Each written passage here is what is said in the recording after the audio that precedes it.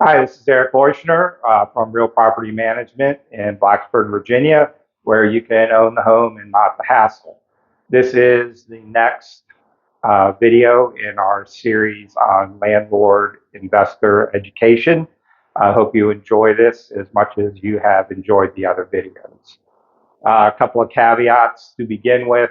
I'm not an attorney, so nothing I say should be construed as legal advice. I am not a financial advisor. Nothing I say should be construed as financial advice either. I am a licensed real estate agent in the Commonwealth of Virginia and a realtor. Big question on hiring a property manager is how much does it cost? What do you get? And is it going to pay for itself? A lot of people are hesitant to hire a property manager because they're afraid it's going to cost them profit in their rental property.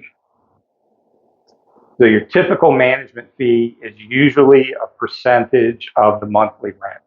I can't talk specific numbers due to antitrust issues. You need to research your market and see what the rate is for a management fee. Different companies are going to charge different amounts and provide different services for those amounts. So part of your due diligence in hiring a property manager, you need to find out what those are going to be. Sometimes it will be a flat fee. That's not super common. Again, it's generally a percentage of the monthly rent, and that's going to cover the day-to-day management of the property. Most management companies will charge a leasing fee or a marketing fee to cover the cost of finding a tenant and doing the advertising and screening and showing the property. Again, that's generally a percentage of 1 month's rent, and that's only charged it's a one-time fee for each lease. So if you have a tenant that stays for 5 years, you're only going to pay that leasing fee the first month of the whole 5 years, and that's generally charged when the tenant moves in. So you're not paying that money up front. You're going to reimburse the property manager for their expenses once the tenant is put in place. Some other possible fees that are out there. There may be a lease renewal fee to cover the amount of time that the property manager has to spend getting the communicating with the tenant see if they want to renew, potentially negotiating a new price, drafting up the new lease or lease extension. You'll generally see some markups on maintenance. Again, that is to cover the costs incurred by the property manager to go and meet the vendor at the house and let them in, go behind them to check and make sure everything was done correctly, handle the invoicing and the bookkeeping, and there's other costs associated with hiring somebody to come do a job.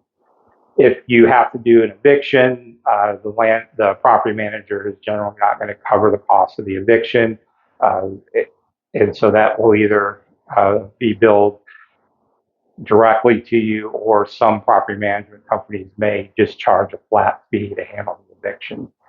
Some management companies will charge a setup fee or an onboarding fee. That's to cover the expense of setting your property up in their management software, getting everything ready to go. But what do you get for this fee for your monthly percentage? The property management company is going to collect the rent for you, and they're going to do all the accounting for you. That's not just adding up how much rent comes in every month, but any type of maintenance that's done. They're going to keep track of all of that. They should provide you with a statement at the end of the year showing you what was spent for the year, and they should be providing you a monthly statement as well when they send you your rent check. they're doing the maintenance coordination, a lot of legal compliance. There's a lot of study that the landlord or the property managers have to do to make sure they're staying current on all the new property laws. So you're paying for that expertise, and they're also their reach into systems to screen and place tenants. So even though you're spending money on a property manager, you are also saving money. Vacancy costs money. Uh, it can cost $50 to $60 a day. Every day the house is vacant. Turnovers cost money. If you have to put a new tenant in the house every single year, that's going to cost you money. Small things that don't need to be fixed while a tenant is in place do need to be addressed when you're putting the house on the market so that the house looks its best.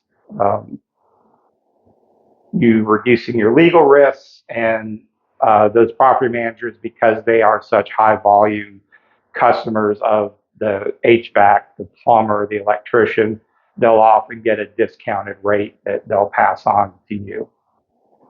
So just as an example breakdown, assuming the management fee was 10% on your rent was $1,500 and your management fee is 10%, that's going to cost you $150 each month. The leasing fee, it's $1,000. That's once per tenant. And so your total annual cost for your property manager is $22,800. And you're getting reduced vacancy, and correct maintenance could save you up to $3,000, in which case you're making more money using a property manager than not. So this is a balance. Uh, yes, you are paying money, you are paying for a service. That is a person that's doing work on your behalf. That's going to reduce the number of headaches that you have. You are not going to get those phone calls at 2 o'clock in the morning. You are not going to miss your child's recital or sports game because you had to go unstop a toilet. Um, your property manager is going to be able to deal with upset tenants and handle that professionally, which leads to them staying in the property and not moving. And it all leads to a passive income lifestyle. You sit back, you don't do anything except collect the rent check, and you let somebody else deal with all the hassles for you. So hopefully you've enjoyed this and gotten some good information from it. Please click like and subscribe. You can see all our other videos in our library on YouTube.